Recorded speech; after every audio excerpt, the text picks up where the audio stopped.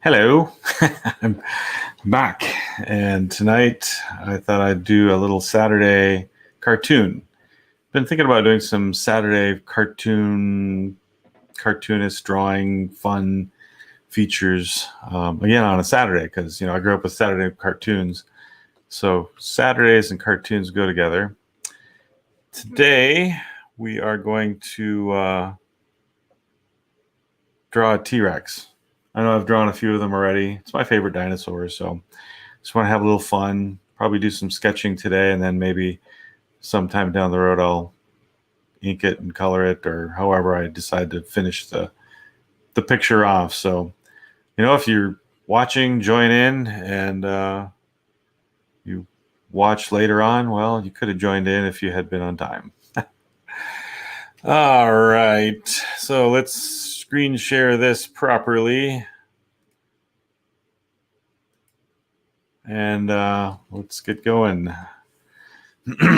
Again, feel free to join in should you. I'm doing something a little different tonight. Usually I share the application. And the bummer about doing that is the window of the application.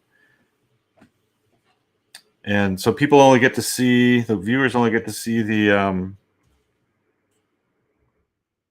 window without the palettes. And so tonight I thought I'd share my screen when you get to see all the palettes and everything. So it's a little more complete of an experience seeing Photoshop. And I'm going to pick a blue. See, there's a palette pop up that you usually don't get to see if I do this a different way. So I've got my reference over on my other screen. So I'll be just kind of looking at that. I've got a photograph of a dinosaur over there. Wait a minute. That's not possible.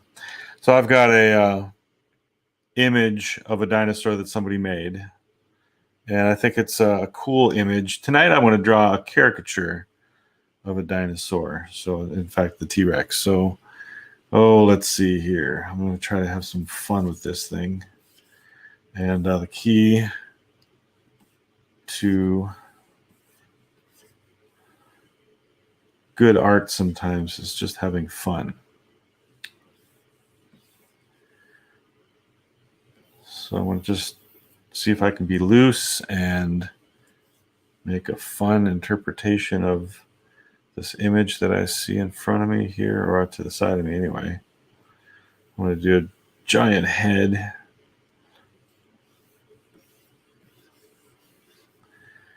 And a little body and the tail. And my reference isn't going anything like that, but let's see.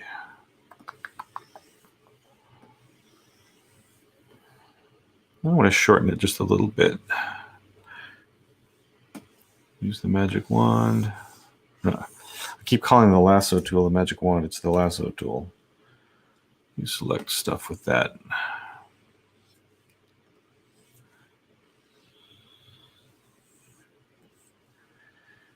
All right. And then the rear leg. So that thigh is really big there. So right about there. I'm going to go down, over, and then down. That's too big. Let's try that again. Again, just kind of playing with proportions here. Go down this far, and then over and down. So it's kind of stubbier than the real thing. And then the knee right about there. Comes down. And the foot, mass of the foot is right here. And then we've got toes. So something like that. I might have to do some adjusting on it. That doesn't look too clear.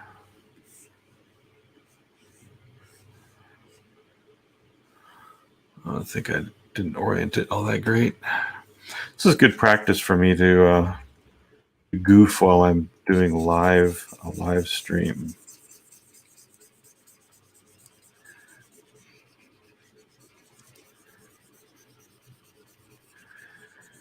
Making errors and changes and stuff.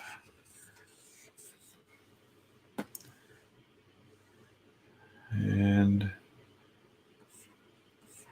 so it's more like that. It's kind of the calf muscle there. So it goes down.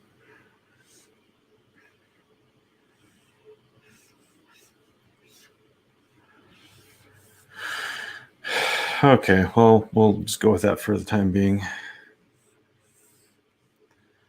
And then the other leg, it's kind of odd, but it's just that you can't see most of it in the back of the dinosaur. But I'm going to change it from what I see.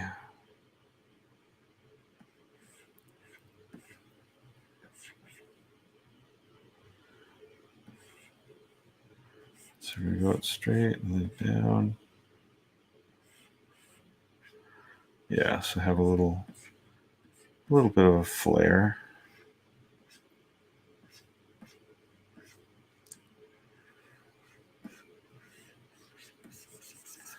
Something like that.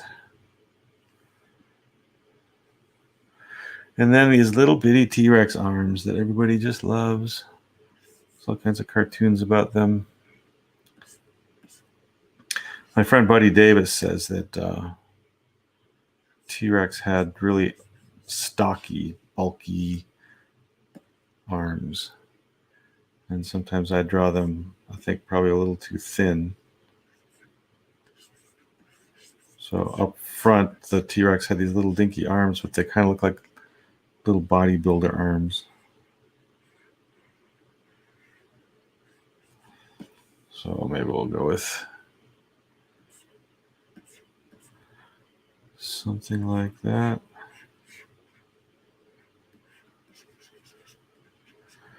It's funny that those arms are still a head scratcher to a lot of scientists. They can tell you all kinds of stuff about dinosaurs that they supposedly have figured out, all these details, but then they come to the arms and they go, well, I don't know what they were used for. And you should apply that to all the other details that they just told you about that they want you to think that they know. They're guesses.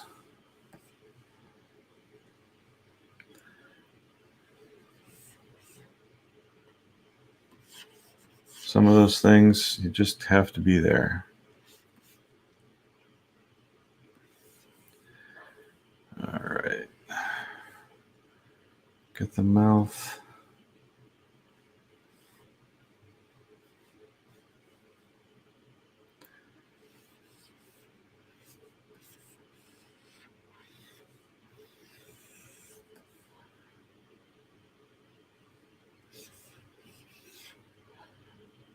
And then come down. I used to draw dinosaurs and monsters when I was a kid. In grade school, they provided a lot of my motivation for drawing. And so all these years later, I am still drawing them because they are still fun. And when I was in grade school, there was a friend of mine, his name was Jim Belmore, and he and I would draw dinosaurs and monsters. And back at that time, I didn't have much opportunity to watch cable TV. We just had the main 3 stations plus PBS for the most of my growing up years. And so anybody that had, cable and could get all those stations from big cities and all the cool movies and stuff, I would just kind of drool at the opportunity to even think about being able to watch monster movies. There was a creature feature type show on that I knew about and always wanted to watch. I got to see a few things along the way. But so Jim Belmore apparently had some cable, and he would tell me all about Godzilla and King Kong and all kinds of monsters. And it was a lot of fun drawing monsters with him. And the funny thing is, I remember, Jim, if you ever listen to this, I remember you telling me all these fantastic stories about you owning all these exotic animals, and they were at your house, and I always wanted to go over your house and see I think you told me you had like a chimpanzee and all kinds of, again, animals that I always wanted to have. But I don't think you ever had a chimpanzee, Jim. So fun times to stop and look back upon. So Jim had a little bit of storytelling in with his creative drawing. And I have kind of reconnected with Jim in recent days. My wife and I were up in the Upper Peninsula of Michigan, where I'm from. And when I was in Marquette, I went to a place called, well, not Marquette, it's a city town called Negaunee that's right by Marquette. And there's a place there called the Tourist Trap. And I went in, and they sell funny calendars along with all kinds of other stuff. And one of the calendars that I saw there had a cover on it, and the guy's name was Jim Belmore. And I thought, that's a funny little cartoon. I wonder if that could possibly be that drawing buddy of mine from grade school all those years ago. And so I kind of checked him out, looked up on Facebook and stuff, and I put together enough information that I thought, yep, that's the same Jim Belmore. And the even funnier part of it is that there's a popular singing group from that area of the world in the UP that it's called the Upers. If you're from the UP, the Upper Peninsula of Michigan, you're from the UP, so we call ourselves Upers. People from the Upper Peninsula. And anyway, Jim Belmore is a part of that group right now.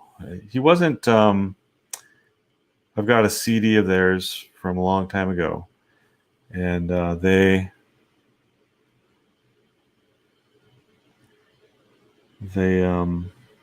have some funny, popular songs that people like to listen to. Here, let's change the color here. I think I'm going to ink it now. Well, all right, I'm going to hold off. I'm going to refine this some more and make it tighter, so when I do ink it, it'll be even better. Let's keep it loose and fun. So Jim, my friend Jim, my drawing buddy from grade school, is actually part of the Upers. So that was a fun discovery. And so connected with him on Facebook, and we've recounted some of our old drawing days, which has been fun to catch up on. And it's good to see that he's still drawing.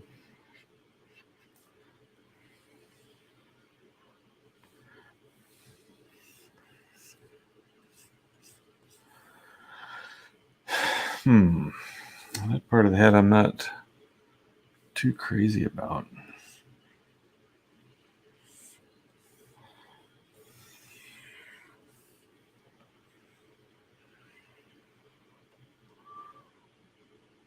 You know what would be even more fun is if I opened the mouth.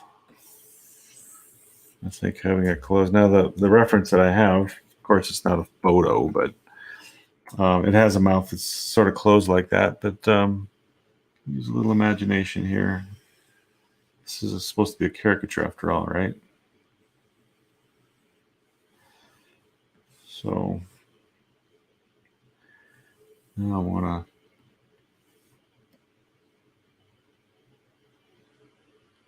dim my reference a bit more, or my sketch, my original sketch. So I can, so it won't get in the way too much of me trying to refigure out what the mouth would look like open.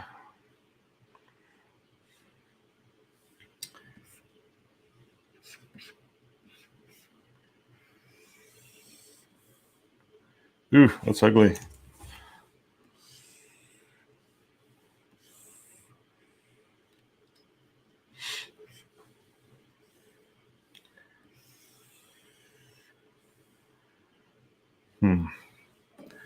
Here's another fun thing you can do in Photoshop that paper does not allow you so much.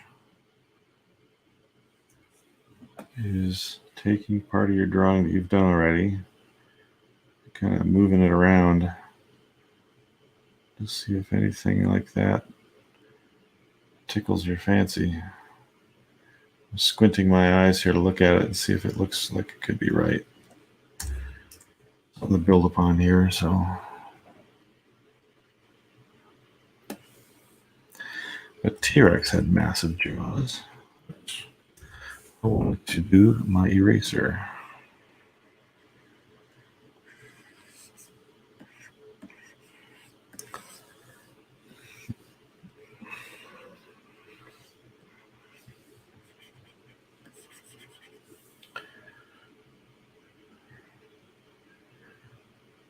So, well, let's put some teeth on this guy and then see if that works.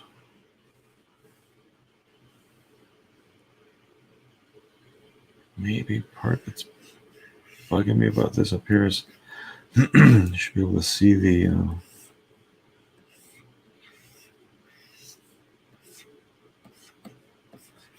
other side. All right, teeth. T-Rex teeth. I like some really big ones.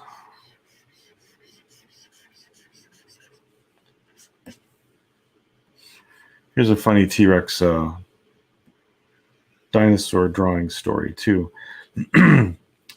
Back in the early 90s, I worked in Minnesota at a place called Mellow Smello. And I was working on a dinosaur poster. I guess that's all right. A dinosaur poster that featured, of course, dinosaurs, but the purpose of the poster was to talk about good bones and teeth health. And so drinking milk would help you have good bones and teeth. And dinosaurs are popular, and so the client, whoever I was doing this for, wanted the poster to have some dinosaurs on it. And so I drew some really cute dinosaurs with really big, cartoony teeth. They were big, but funny teeth. And I was pleased with how the thing turned out, and they loved the poster, and so that was a win-win as far as the satisfaction on my part, and that they loved it. And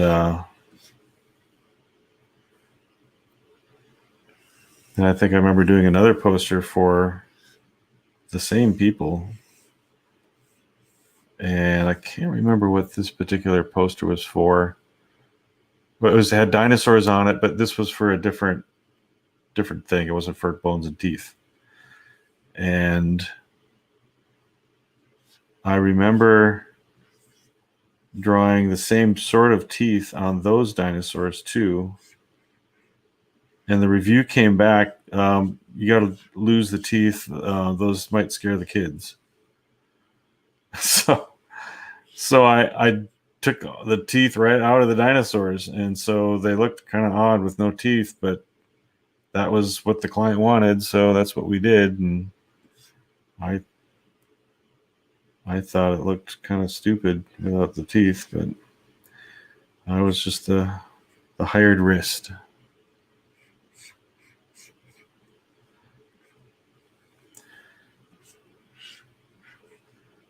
And I think some of those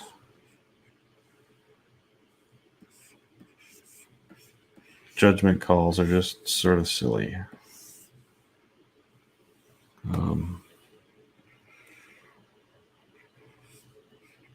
But that's just me.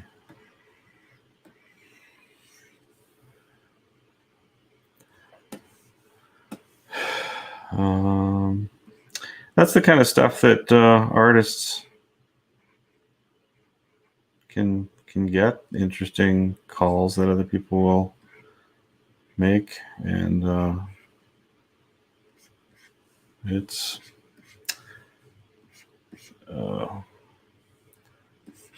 just part of the whole thing.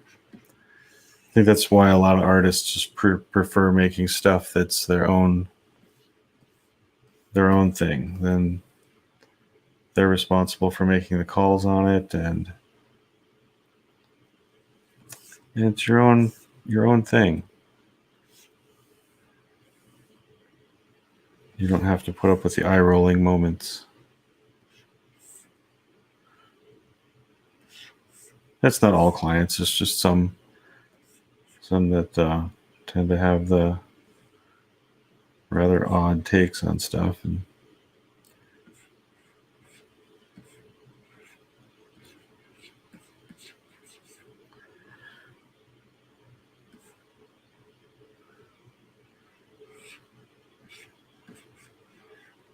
But it is nice when a client or whoever you're doing the artwork for allows an artist to use their creative experience and creativeness, I guess you could say.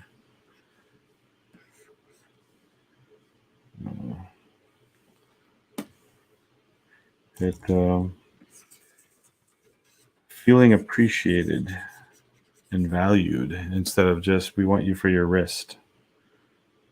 It will go a long way with an artist.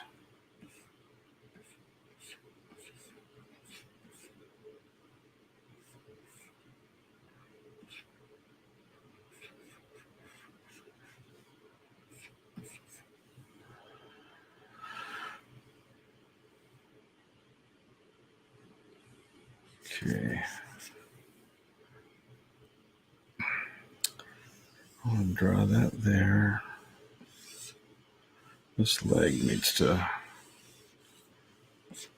actually make sense to me before I ink this.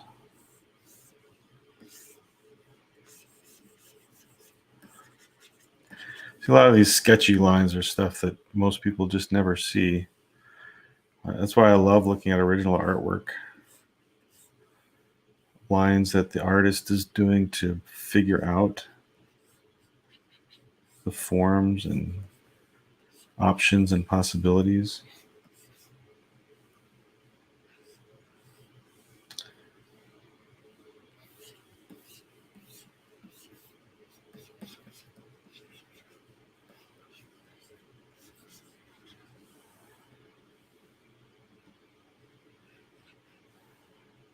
Yeah, it's starting to come together, I think.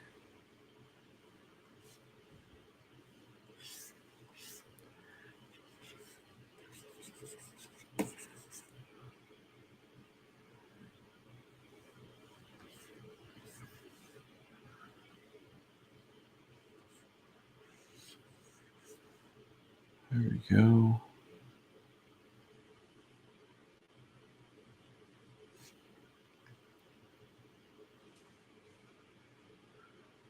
Let's see.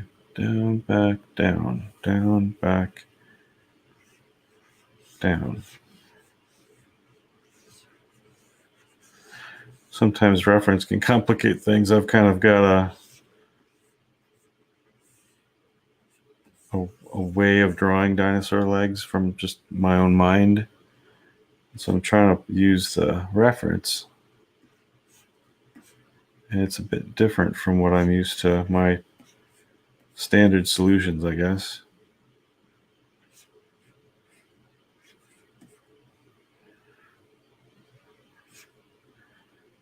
Hey, hey, my friend from Canada has weighed in. How are you doing, my friend?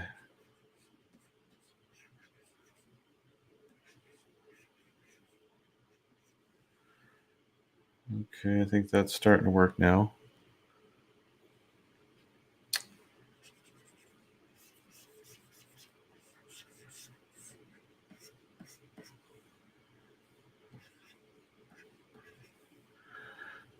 Okay. Maybe I should make that tail a little thicker because that he's gonna tip right over. It's good to have a live audience member. How's it up there in the Great White North, eh?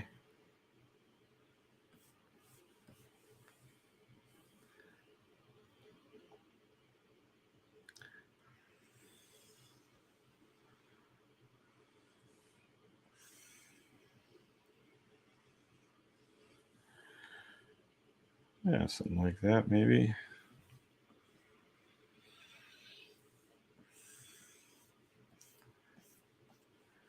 Some kind of fold lines there, sort of helps orient the tail.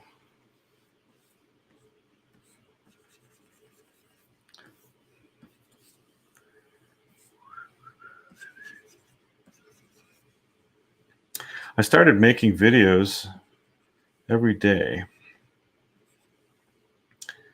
in early October. Well, the first, say, third of the month, I guess. Yeah, something about the first third of the month. And I went all the way up to November. And then I've been taking a break. So I'm kind of starting to get back into it. And the thing is, I didn't want to just make videos to make videos.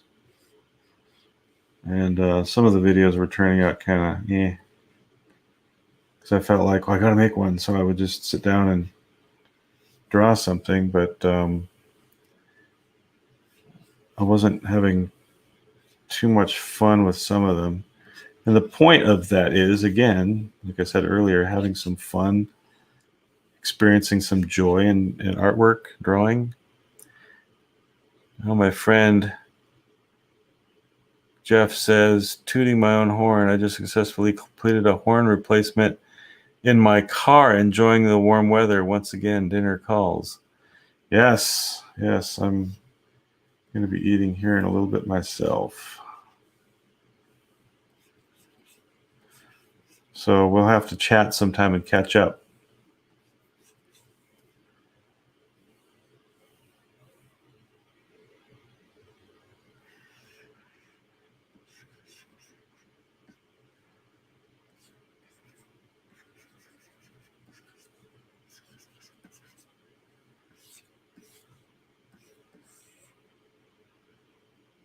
Let's see.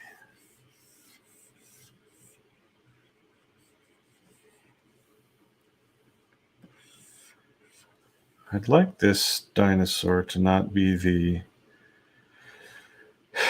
standard, clean, thick, nice lines. I'd like there to be some like fun, just more interesting than clean, I guess. Make that sketch go away underneath. Parts of this are still not working for me, so give you guys a look at some things that some people don't see much. An artist redoing their artwork. It just doesn't all come right out in a finished form. It's a process. And really, artwork is, and I'm not saying this is it's the only thing that's like this, but artwork is a process of problem solving. And so I'm going to switch colors here. I'm going to go for red.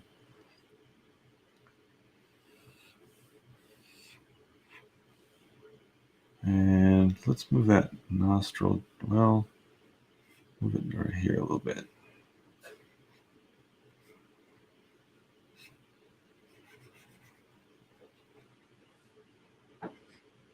Up so you can still see that part.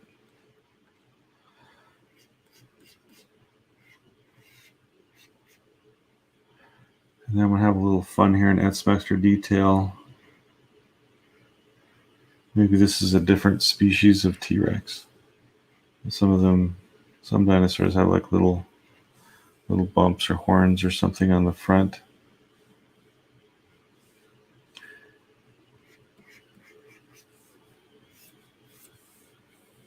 So, and then that eye ridge, which is a favorite part, I think, for a lot of people, that weird kind of T-Rex eyebrow thing.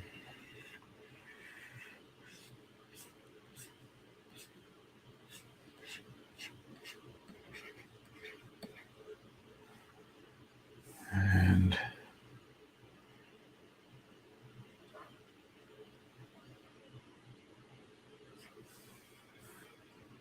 a little smaller eye.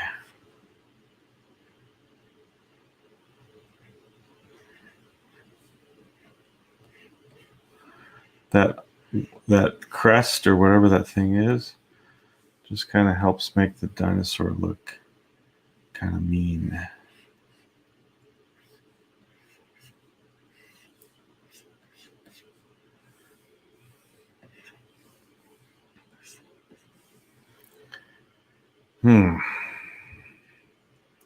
I'm still not a fan of that.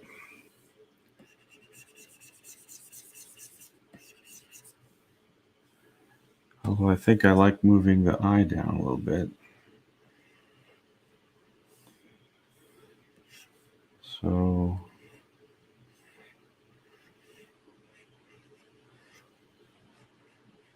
got sort of a ledge or a surface underneath the roundness of the eye there.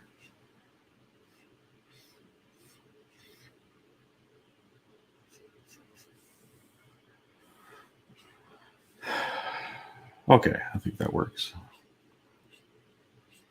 These lines there for indicator of shape. That's the cool thing about reptile skin, is that it so very well orients the forms. All those scales, it's like a grid pattern all over the creature, and so it makes the form very understandable. And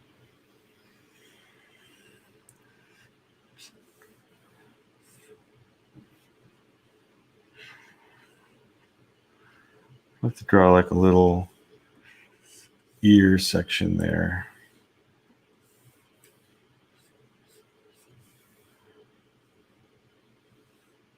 So the bottom jaw.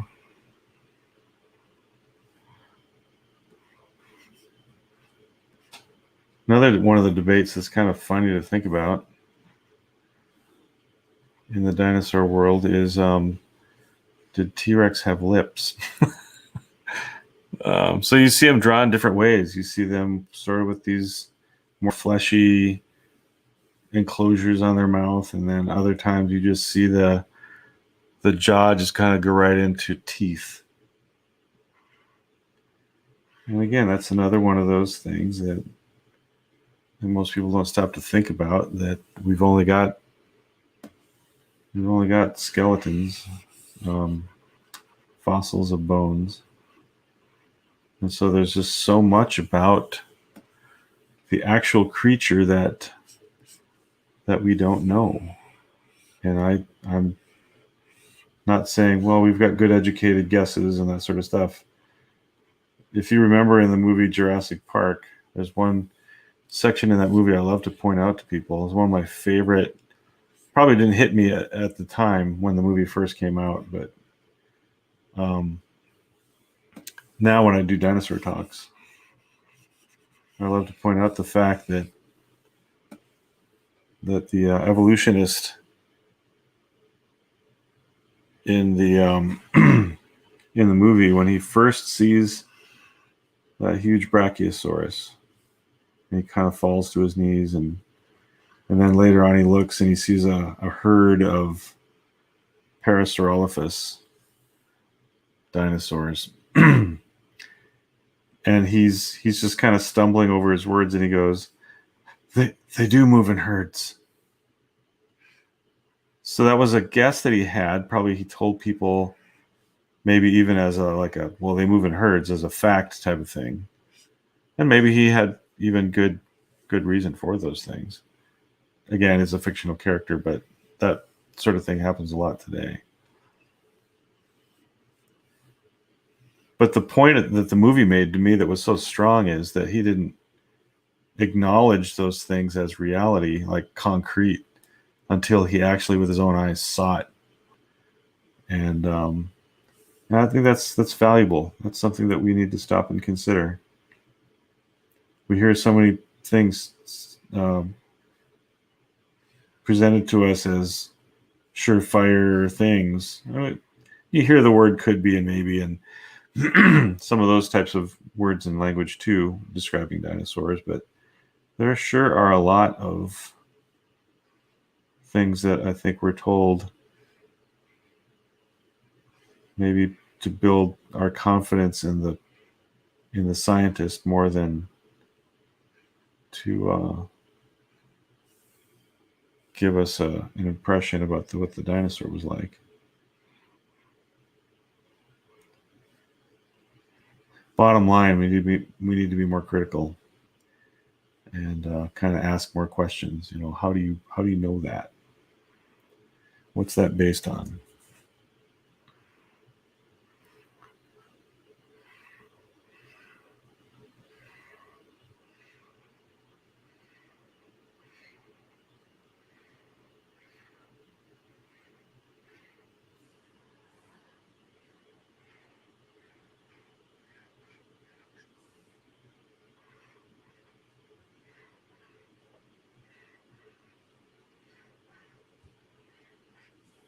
Just drawing some teeth there,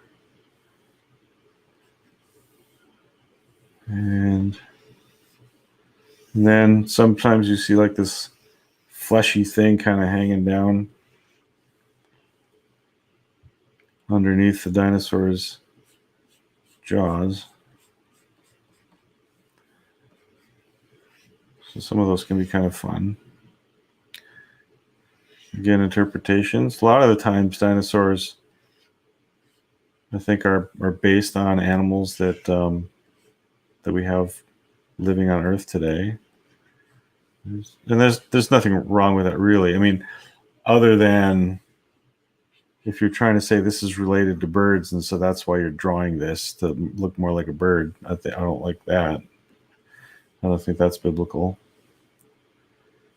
Um, but a lot of artists will draw with that type of thing in mind.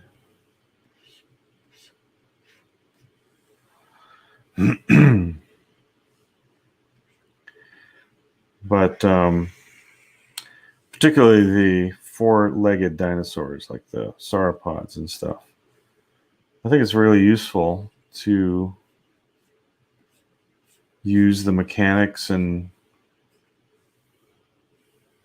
motions and things from creatures that we have alive today that have a similar structure: four legs, big body.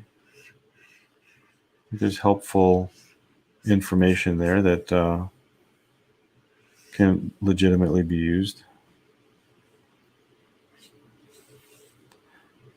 Our bodybuilder arms.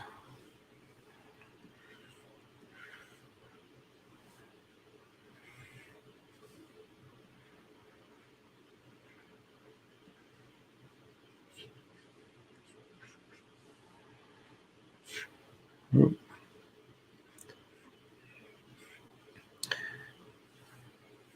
Maybe I should make these claws bigger. I've got a growing collection of dinosaur toys, figures. Some of them are more, accurate. There's other ones that are very caricature in nature, and there's a particular set of dinosaur caricature type toys that came out quite a long time ago, a number of years ago, and I only found the Triceratops and not sure if I found a I think I've got a pteranodon too, which technically isn't a dinosaur, but anyway, they're completely wonderful, and I love the sculpture working out of what a caricature would look like in 3D for a dinosaur. Oh, that claw needs to come out more. It's kind of hiding back there too much.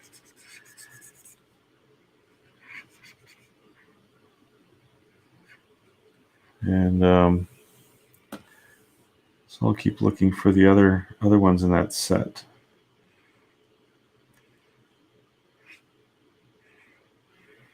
I've got them here in my studio as inspiration. Look at them and admire them. And oh, that's just not going well here. In fact, that second one back there, what I could do.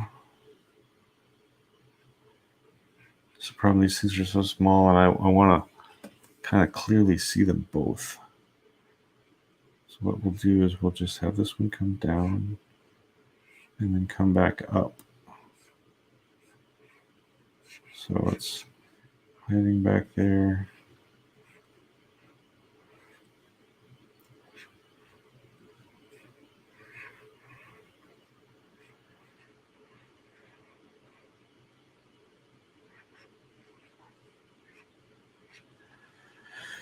There, that looks good. Increase the claw size on these two. I think I'll just make that one mostly silhouette. There, that works good. All right, and then just kind of a belly around.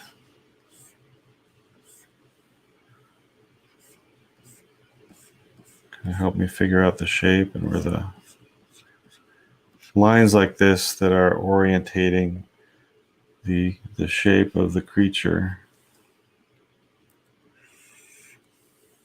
are just really helpful. Okay, yeah, that works. That thigh popping up further.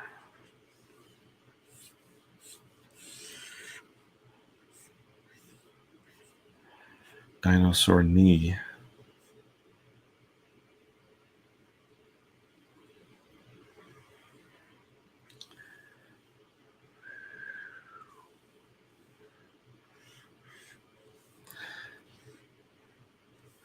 One of the best things that can happen when you're drawing is you get in the zone and you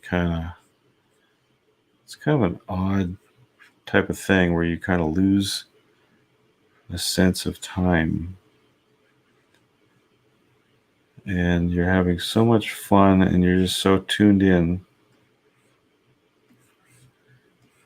that all kinds of things just go away. And this foot's not turning out too good either. That's when you start out not having too much fun. Well, maybe if I move the front, the toe closest to us, if I move that down, that would work better. So then I got the other toe here.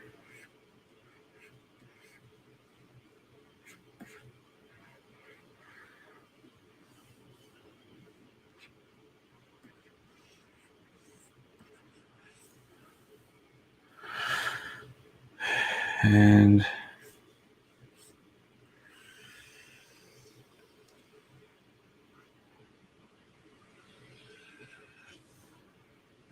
so having this layers and changing opacity saves on money for tracing paper.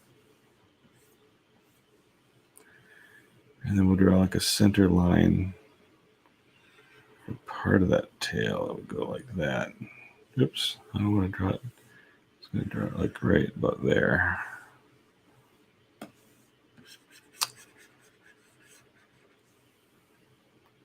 Okay.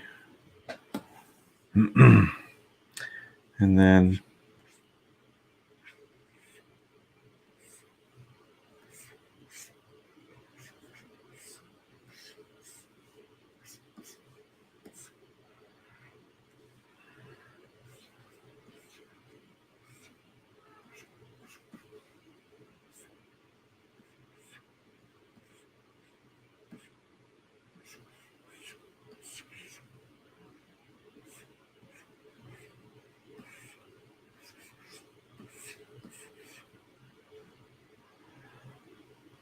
let's make that other toe go up a little bit.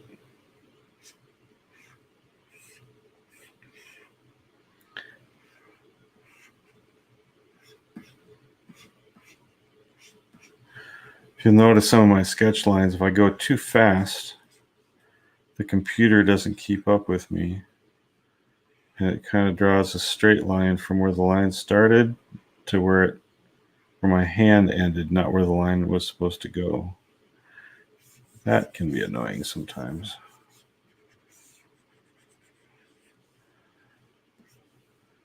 I have to get a new computer one of these days. My old one is getting kind of old. So it doesn't want to keep up sometimes.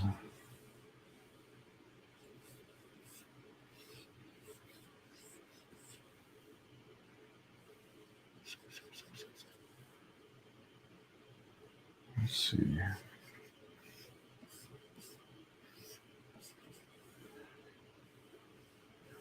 Make that latest sketch go away. And that's not too bad. I think that's going to be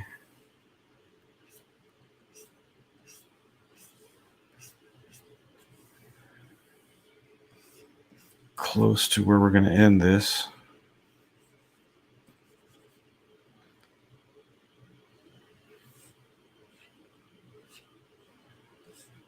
Most of the time here, I haven't been looking at the reference, so use it as a starting point. And really, the reference looks very little like this. The reference is very realistic, and I'm just trying to have some fun with the dinosaur shapes. And something I like to do is kind of throw in a indication of a shadow. That will instantly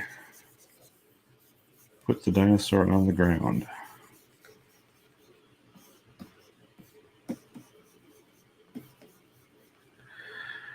Something like that. All right, well, I think that'll end it for now. I'll just give it a dowel. Just misspelled my name.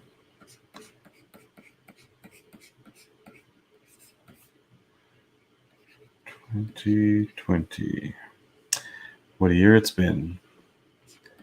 All right, so that'll do it for now. I'll come back and do the final inks and then color this at some point. So maybe we can get a few videos out of this, but just want to have some fun drawing. So hope you guys that are watching this later on have some fun watching it too. So thanks for joining me tonight. Oops. Tell you, I'm still learning this StreamYard, which is it's a great program. Great for anyone interested in live streaming. Check out StreamYard. That'll do it for now. See ya.